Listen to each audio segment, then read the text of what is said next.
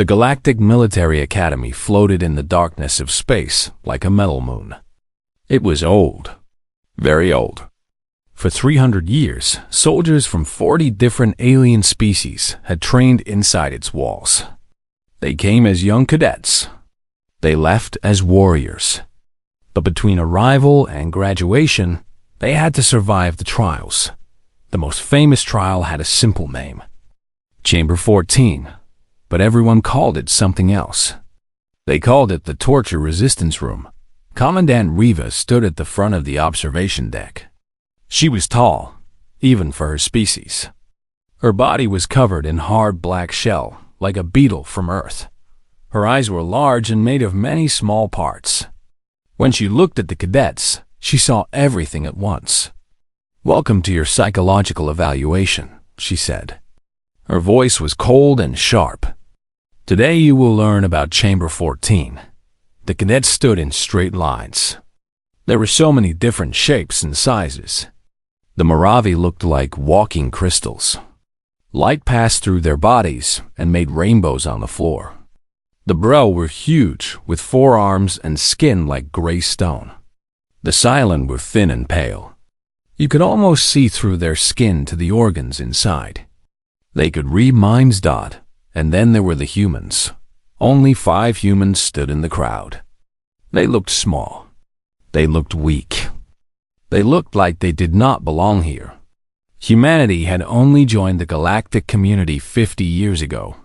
They were still new, still strange, still not trusted. Commandant Riva pointed to a large door behind her.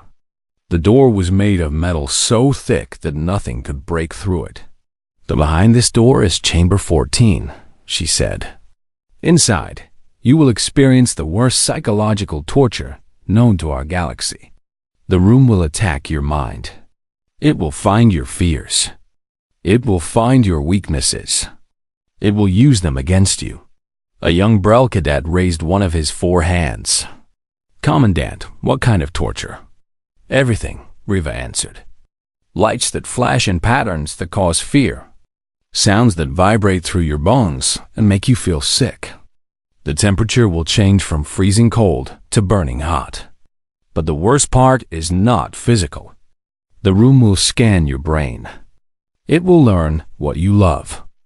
It will learn what you fear losing. Then it will show you those things being destroyed." The room was silent.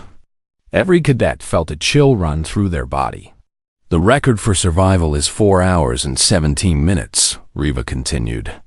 "A Brel warrior monk achieved this after training for 6 years in complete isolation.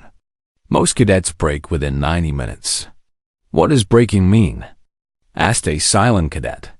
Her voice was soft like wind. "Breaking means giving up. You can press an emergency button inside the chamber to escape. You can scream for help. You can lose consciousness. Or you can show signs of permanent mental damage, and we will pull you out." Riva paused. "Breaking is not failure. We expect you to break. This exercise teaches you to understand your limits. It teaches you what psychological warfare feels like." In the back row, a human male stood quietly. His name was Taiho. He was not tall. He was not muscular. He was not impressive in any way. His dark eyes always looked half-closed, like he was about to fall asleep. His scores on every test were average. Some of the instructors wondered why he had been accepted into the academy at all. Next to him stood a human female named Yuna. She was different from Taiho. She stood straight and proud. Her eyes were sharp and focused. She was the daughter of a soldier, trained in mental discipline since childhood. Yuna looked at Taiho and frowned. "Are you even listening?" "Yes," Taiho said quietly. "You look like you're about to take a nap." "I'm tired," he admitted. "Taiho, this is serious." She said, "It breaks everyone." Taiho thought about this for a moment. Then he shrugged. "Everyone here, maybe." Yuna stared at him. She did not understand what he meant. She decided he was probably joking. After the briefing ended, The cadets walked back to their sleeping quarters. The hallways were filled with nervous conversation. Everyone was talking about Chamber 14. "I heard a cadet went insane inside," whispered a young Moravi. "They had to rebuild his entire mind."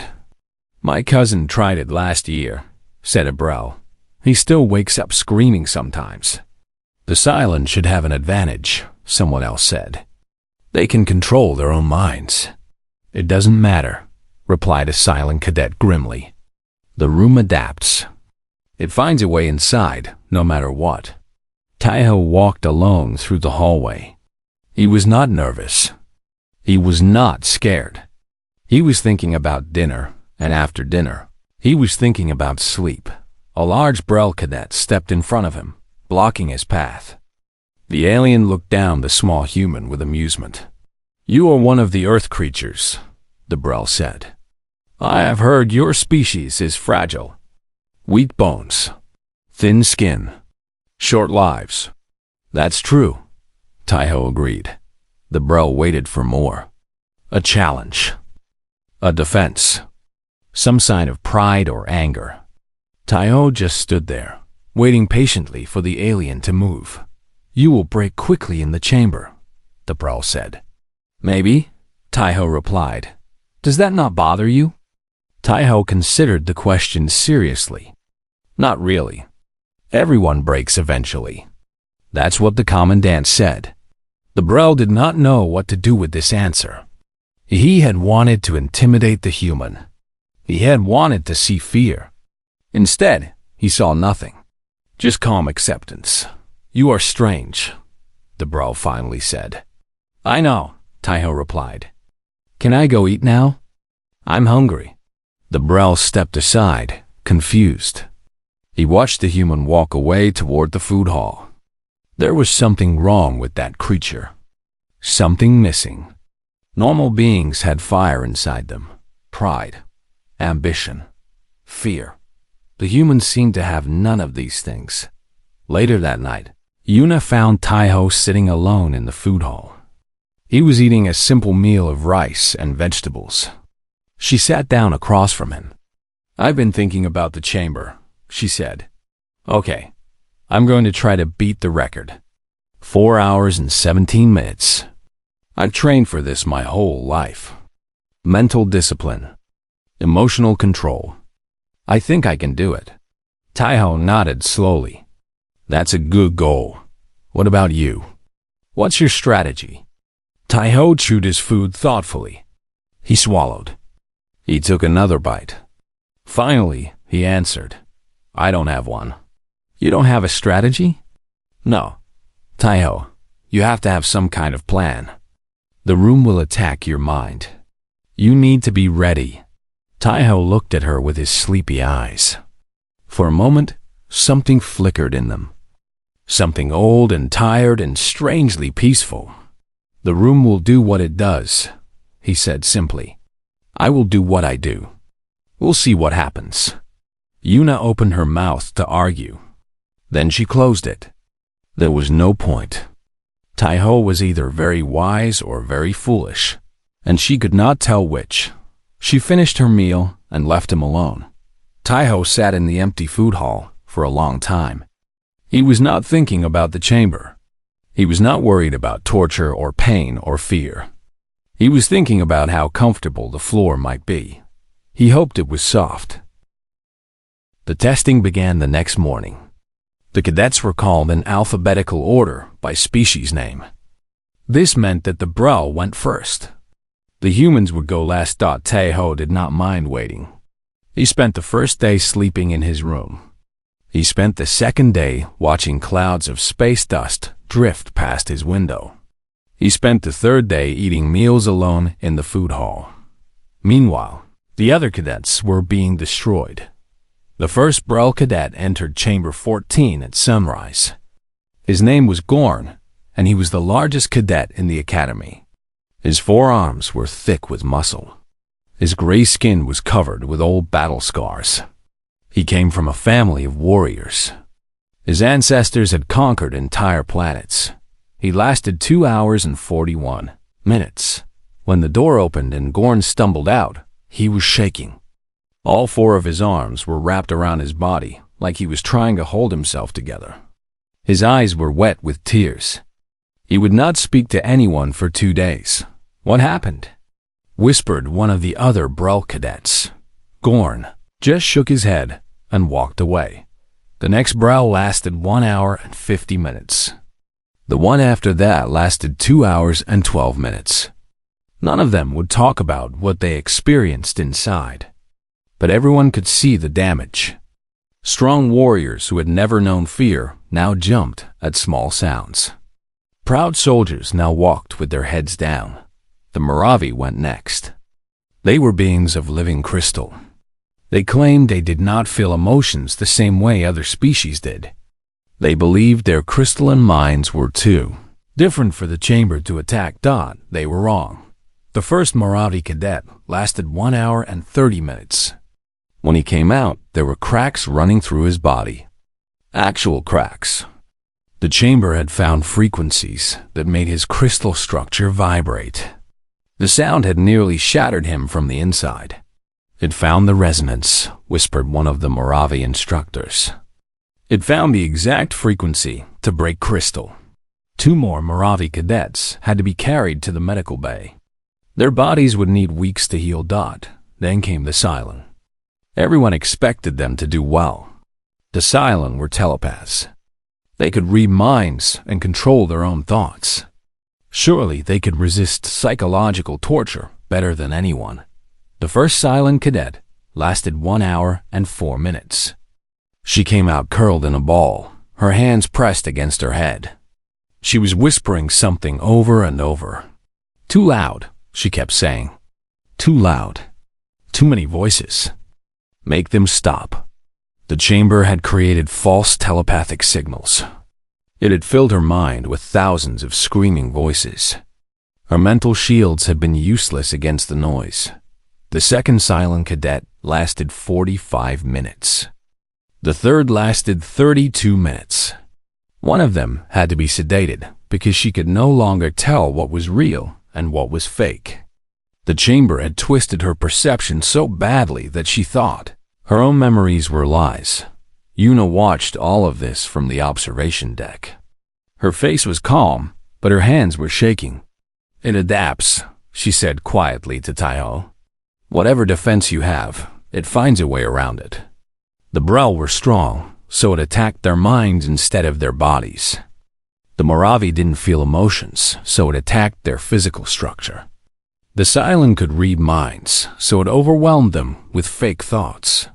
Taiho nodded slowly. He was sitting in a chair, looking half asleep as usual. "What will it do to humans?" Yuna asked. "I don't know," Taiho said. "We'll find out soon." Instructor Kel was asking the same question. He stood in Commandant Riva's office, looking at data on a screen. "The chamber has broken every species so far," he said. "The humans are next. But we have very little information about their psychology." Riva pulled up the human file. "Interesting species. Their homeworld is classified as a Class 7 death world. Extreme temperatures. Dangerous animals everywhere. Earthquakes. Floods. Disease. Their planet has been trying to kill them since they first evolved. So they should be tough," Kel said. "Adaptable," Riva corrected. "But physically weak. Their bones break easily. Their skin tears. They die from things that would only annoy other species." "What about their minds?" Riva studied the file. "Unclear. They have something called a fear response, like most species.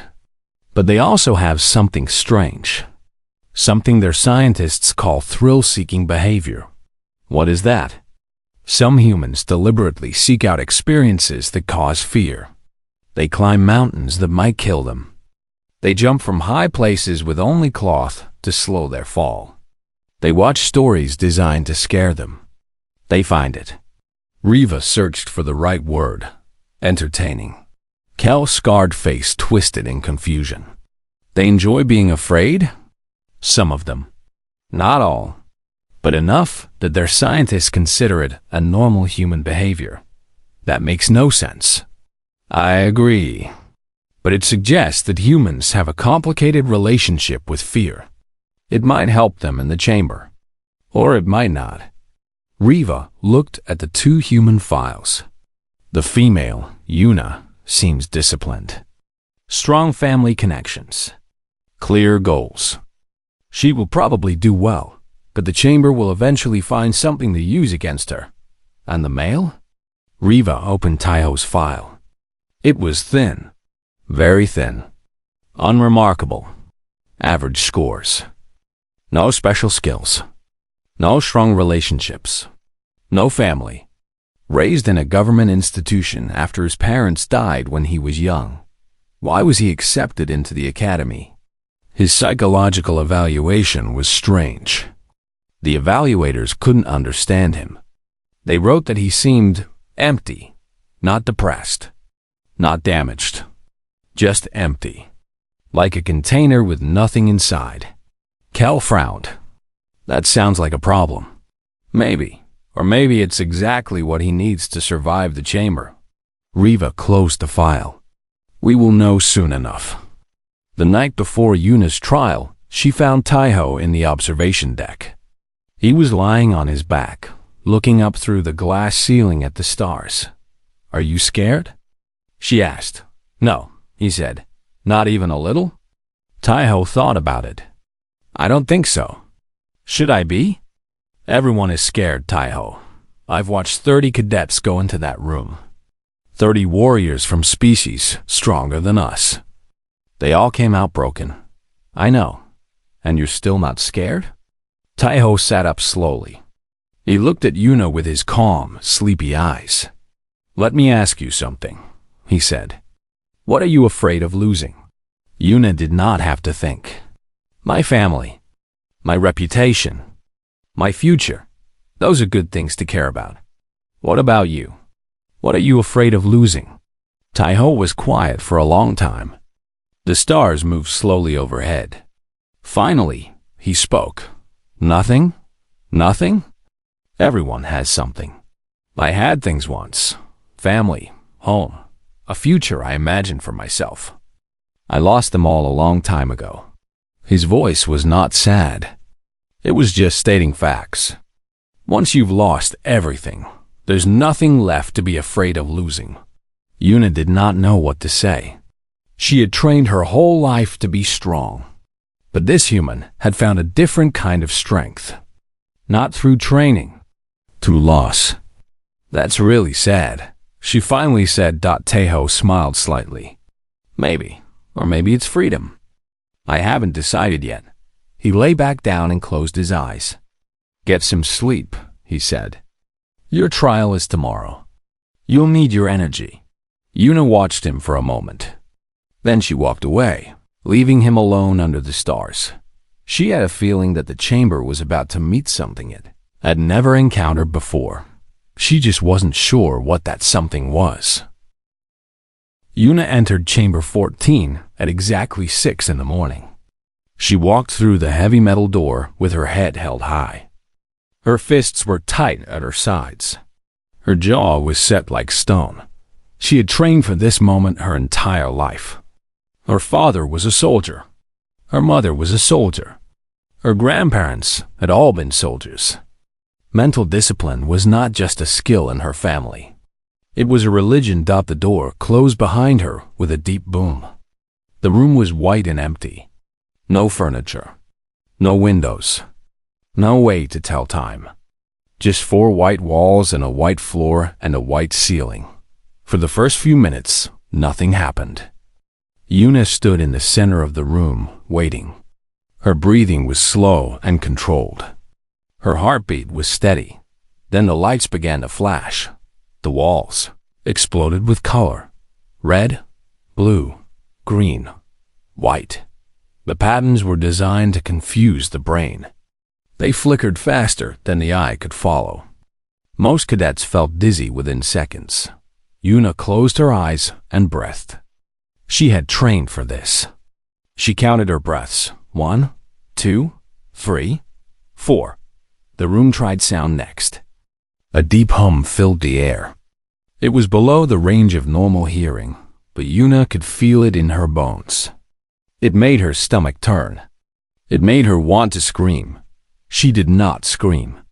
She started singing quietly to herself. An old song her mother had taught her. The melody helped block out the horrible vibration. The room changed tactics. Suddenly, Yuna was not in a white room anymore. She was standing in her family's home on Earth. The kitchen smelled like her mother's cooking. She could hear her father laughing in the next room. "This isn't real," Yuna whispered. She knew the room was scanning her brain. It was pulling out her memories and building fake worlds with them. But knowing something was fake and feeling that it was fake were two different things. The front door exploded. Alien soldiers poured into her home. They wore black armor and carried weapons that glowed with deadly light. Yuna watched as they grabbed her mother. She watched as they knocked her father to the ground. "Tell us where the military base is located," one of the soldiers demanded. "Tell us, and we will let your family live." "This isn't real," Yuna said again. But her voice was shaking now. The soldier put a weapon against her mother's head. "The location. Now." Yuna's mother looked at her with terrified eyes. "Please, Yuna. Please help us. It's not real. It's not real. It's not real." But it felt real. The fear was real. The love she felt for her family was real. The desperate need to protect them was real. The soldier began counting. 5, 4, 3. Yuna held out for 3 hours and 52 minutes. When the door finally opened, she was curled on the floor in a ball. Tears streamed down her face. She was whispering something over and over. Numbers, coordinates, the location of her family's home. She had broken. 2 instructors carried her to the medical bay. She was conscious, but barely responsive. Her mind was still partly trapped in the chamber's fake world. Taeho visited her that evening. She was lying in a bed, staring at the ceiling. Her eyes were red from crying.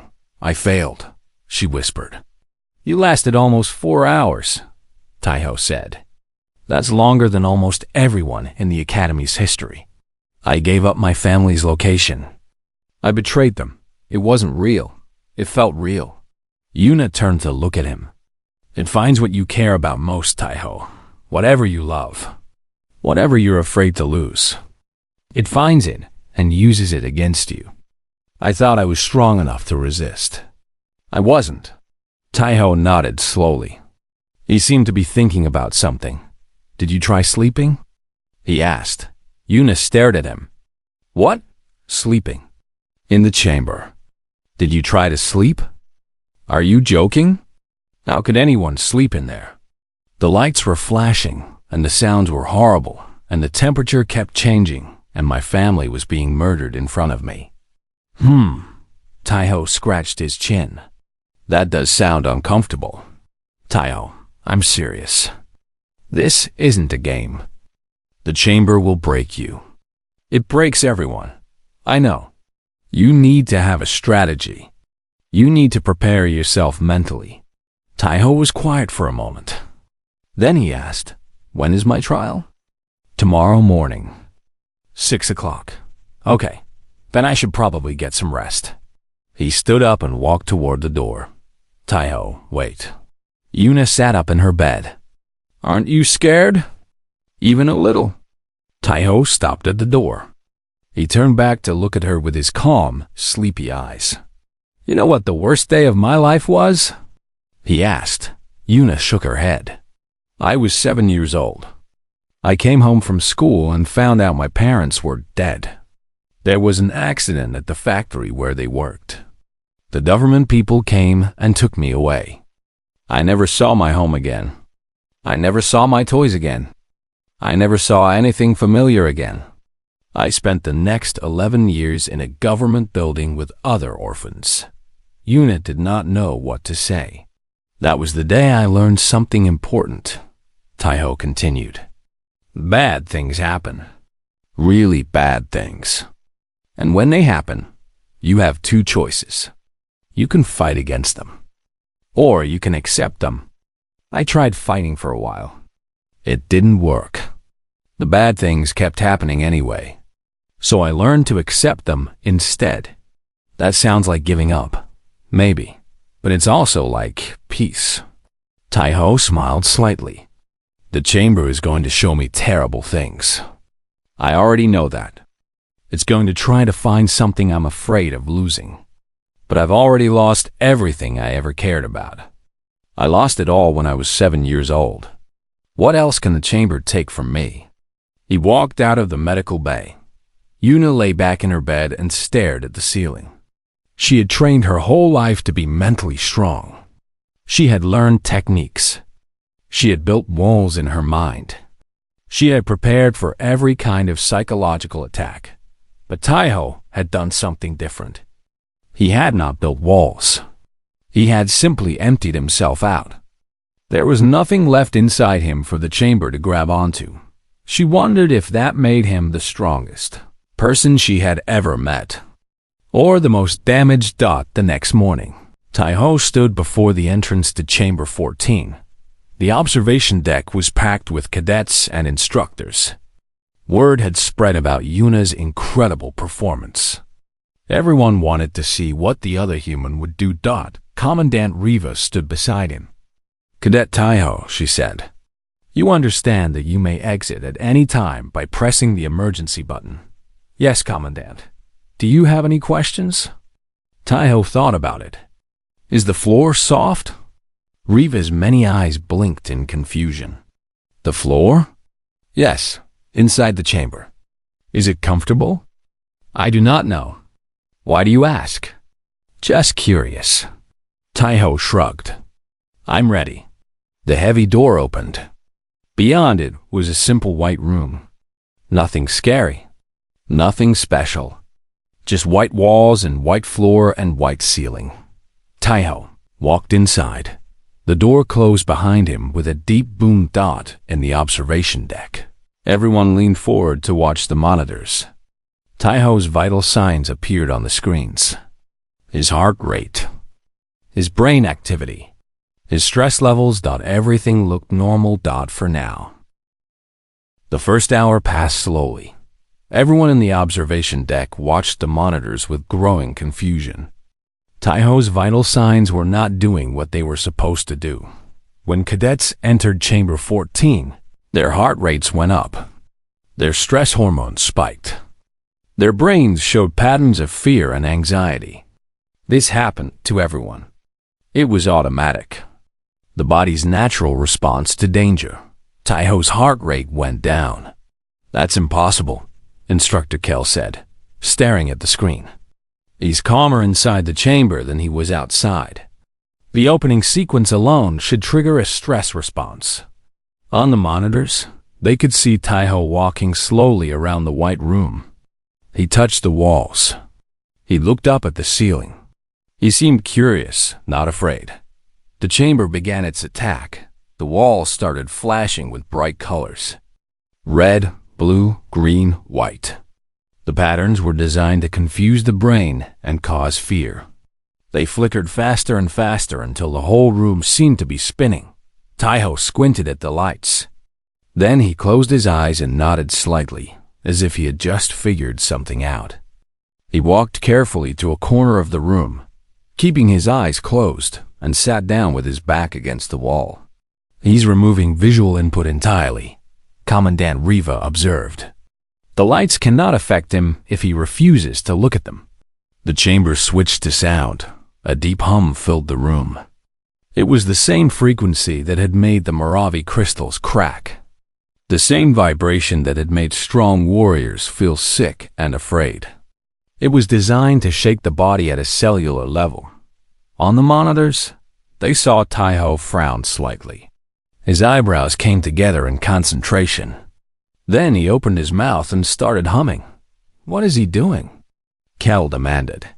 "He's creating a counter-frequency," Riva said slowly. "A human song of some kind. He's using his own voice to disrupt the chamber's sound attack." Taiho hummed for about 20 minutes. He tried different notes, different rhythms. Sometimes he hummed loudly. Sometimes he hummed softly. He seemed to be experimenting, trying to find the best way to cancel out the horrible sound. Finally, he stopped humming and nodded to himself. The chamber's vibration was still there, but it seemed to bother him less now.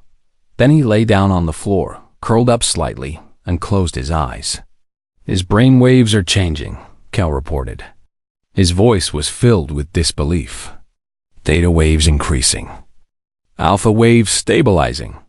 He's entering a sleep state." "That cannot be correct," Riva said. "The chamber should be preventing sleep. Increase the thermal fluctuation." The temperature in the room began to swing wildly. One minute it was freezing cold. The next minute it was burning hot. The changes came faster and faster, making it impossible to get comfortable. Taiho shivered once. He pulled his jacket tighter around his body. Then he relaxed again. His brain activity continued to deepen into sleep patterns. "He's still falling asleep," Cal said flatly. "The temperature changes aren't stopping him." "Deploy the psychological constructs," Riva ordered. This was the chamber's true weapon. Using advanced scanning technology, it could read a person's brain and build fake worlds from their memories. It could find their deepest fears, their greatest loves, their most painful moments. Then, it could use those things against them. The chamber scanned Taiho's brain. It searched for trauma. It found very little. It searched for strong attachments. It found almost nothing. It searched for fears. It found a strange kind of emptiness. The chamber tried anyway. It built a scenario where Taiho was being tortured. Aliens were hurting him, demanding information. Pain signals flooded his nervous system. On the monitors, Taiho's heart rate increased slightly. Then it stabilized. His sleeping body shifted position, like someone having a mildly unpleasant dream. The chamber tried showing him the death of loved ones. But Taiho had no loved ones. His parents were already dead. He had no close friends. There was no one for the chamber to threaten. It tried showing him failure and humiliation. But Taiho had no reputation to protect, no goals to fail at. He had never cared about success in the first place. It tried showing him loneliness.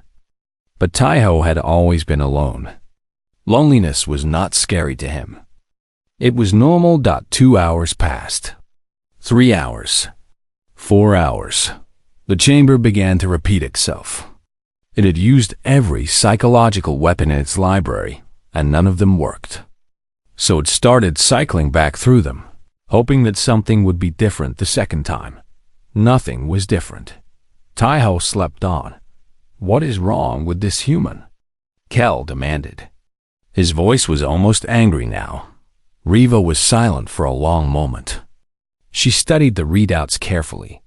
She looked at Taiho's brain patterns, his heart rate, his stress hormones. "I don't think anything is wrong with him," she finally said. "I think this is what some humans are like." "That's impossible." The other human broke. Yuna was strong, but she still broke after almost 4 hours. "Yes, but look at their psychological profiles." Riva pulled up both files on the screen. Yuna has strong attachments. Family she loves.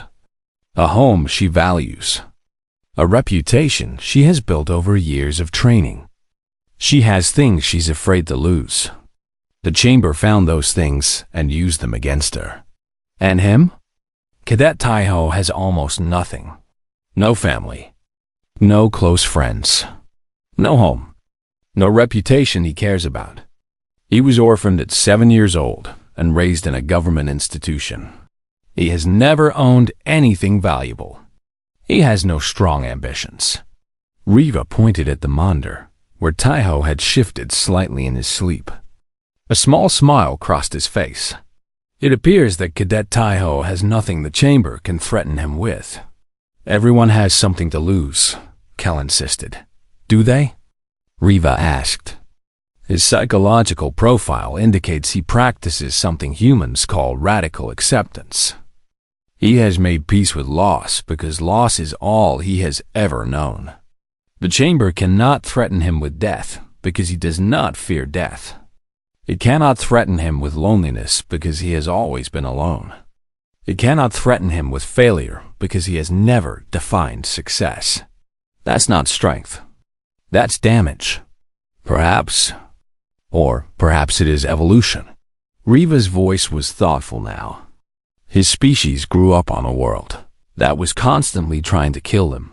Earthquakes, floods, disease, predators. Maybe some of them evolved to simply stop caring, to find peace in chaos, to sleep soundly in the torture chamber, because the torture chamber is no worse than ordinary life on their planet. 5 hours passed. 6 hours. 7 hours. The chamber had stopped trying to attack Taiho's mind. It was just creating the most uncomfortable environment it could. Maximum noise. Maximum light. Maximum temperature changes. Pure sensory chaos. Taiho slept through all of it. At one point, the monitors showed him entering a REM sleep. He was dreaming. The brain patterns suggested pleasant dreams. Happy dreams. He was having nice dreams inside the torture chamber. This is unprecedented, Kel said quietly. The 8-hour mark approached. The chamber had been running at maximum intensity for the entire time. Its power systems were being pushed to their limits. And the human kept sleeping. At exactly 8 hours. Commandant Riva made a decision. Extract him. Kel looked at her in surprise. He hasn't broken. He hasn't called for release. The rules say we should let him continue. I know, but the rules were written assuming that everyone would eventually break. Riva's compound eyes were fixed on the monitor. This human is not breaking. He might sleep in there for days. We have learned what we needed to learn. There is no point in continuing. She pressed a button, and the chamber door began to open. Light flooded into the white room. Fresh air rushed in. The horrible sound stopped. The flashing lights went dark. Taiho stirred. His eyes blinked open slowly. He sat up and yawned, stretching his arms above his head. Then he looked around at the chamber as if seeing it for the first time. He stood up, brushed off his uniform, and walked out through the door. A crowd of stunned cadets and instructors stared at him in silence. Taiho looked at them with his calm, sleepy eyes. Is there breakfast? He asked. I'm pretty hungry. Nobody answered. They were too shocked to speak. Taiho shrugged and started walking toward the food hall. Behind him, the most feared room in the Galactic Military Academy sat empty and defeated. It had finally met something it could not break. The story of Cadet Taiho spread like fire through dry grass. Within a week, everyone at the academy knew about the human who had slept for 8 hours in Chamber 14. Within a month, the story had reached other military stations across the galaxy. Within a year, it had become a legend that officers told to their new recruits. But the legend was not really about Taiho. It was about humanity, a species from a death world. A species that had spent 200,000 years surviving on a planet that wanted to kill them. A species that had learned to make peace with horror because horror was all they had ever known. The Galactic Council paid attention. Before, they had worried about humans. A violent species with a history of war and destruction. A species that seemed fearless and aggressive. They had wondered if humanity would try to conquer the galaxy once. They grew strong enough. Now they wondered something different. They wondered what kind of beings could sleep soundly in a torture chamber. Commandant Riva summoned Taiho to her office 1 week after his trial. He arrived looking slightly confused, as if he did not understand why anyone was still talking about what happened. Cadet, Riva began. Do you understand what you accomplished? I took a nap. You broke the torture resistance room. Taiho blinked slowly. I didn't break anything. The room still works fine. I just wasn't bothered by it. It is designed to bother everyone. It is designed to find weaknesses in any mind and exploit them. It is broken warriors who trained for decades, monks who spent years in meditation, telepaths who could control their own thoughts. None of them lasted more than 5 hours. I guess I was just tired. Riva studied the human carefully. He was not being modest or clever. He genuinely seemed confused about why his experience was unusual. Cadet, the chamber scans the brain to find things that the person cares about, things they are afraid to lose. Then it threatens those things. It creates scenarios where loved ones are killed, where reputations are destroyed, where everything meaningful is taken away. I know. Yuna told me. But the chamber could not find anything meaningful in your mind. Nothing you were afraid to lose. Nothing you cared about protecting. Taiho thought about this for a moment. Maybe I don't have things like that. Everyone has things like that. Do they? Taiho scratched his chin. I've thought about this a lot, Commandant. When I was young, I had things I cared about. My parents, my home, my toys, my future. Then I lost all of those things in one day. I was 7 years old, and suddenly everything I loved was gone. He paused, but his voice remained calm. No anger, no sadness, just acceptance. After that, I had to figure out how to keep living. Some orphans get angry. They fight against the unfairness of the world. Some orphans get sad. They spend their lives mourning what they lost. But I did something different. I just let go. Let go of what? Everything. The need to control things. The fear of losing things. The attachment to any particular outcome. Taiho shrugged. The universe is big and random. Bad things happen for no reason. Good things happen for no reason. You can spend your whole life trying to hold on to things, but eventually you'll lose them anyway. So I stopped trying to hold on. Riva leaned forward. That sounds like giving up on life. No, it's not giving up. It's just accepting. The chamber tried to scare me with things I might lose, but I've already lost everything once. It tried to show me people I love being hurt, but everyone I loved is already dead. It tried to make me feel alone, but I've always been alone. None of those things are scary to me anymore. They're just normal. So you slept. I was tired. The floor was surprisingly comfortable, and I knew that whatever the chamber did to me, it would eventually end. Everything ends eventually. So why worry about it? Riva was silent for a long time. She had commanded the academy for 40 years. She had seen thousands of cadets from hundreds of species. She had never met anyone like this human. Cadet, your performance has raised questions at the highest levels of military command. Some believe you have a unique psychological profile that could be valuable in special operations. Others believe you are simply broken in a way that happens to be useful. What do you believe? Riva stood and walked to her window. Outside, stars burned in the darkness. Ships moved slowly between distant stations. The galaxy went on forever in every direction. I believe, she said slowly, that your species has been surviving impossible conditions for a very long time. Your planet should have killed you. Your history is full of disasters that should have ended your civilization. But you kept going. You adapted. You survived. She turned back to face him. Maybe some humans adapted by becoming strong. Like your companion Yuna, she built walls in her mind to protect what she cared about. But you adapted differently. You adapted by becoming empty. By letting go of everything that could be used against you. By making peace with loss so completely that nothing can hurt you anymore. That makes me sound broken. Does it? Or does it make you free? Reva sat back down at her desk. The Galactic Council has always worried about what humans might do when you become powerful. They imagined you as conquerors, destroyers, a species too dangerous to be allowed into the galactic community. And now I will tell them something different. Humans are not fearless.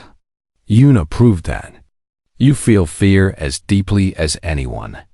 But some of you have learned to live with fear, to accept it, to curl up beside it and fall asleep.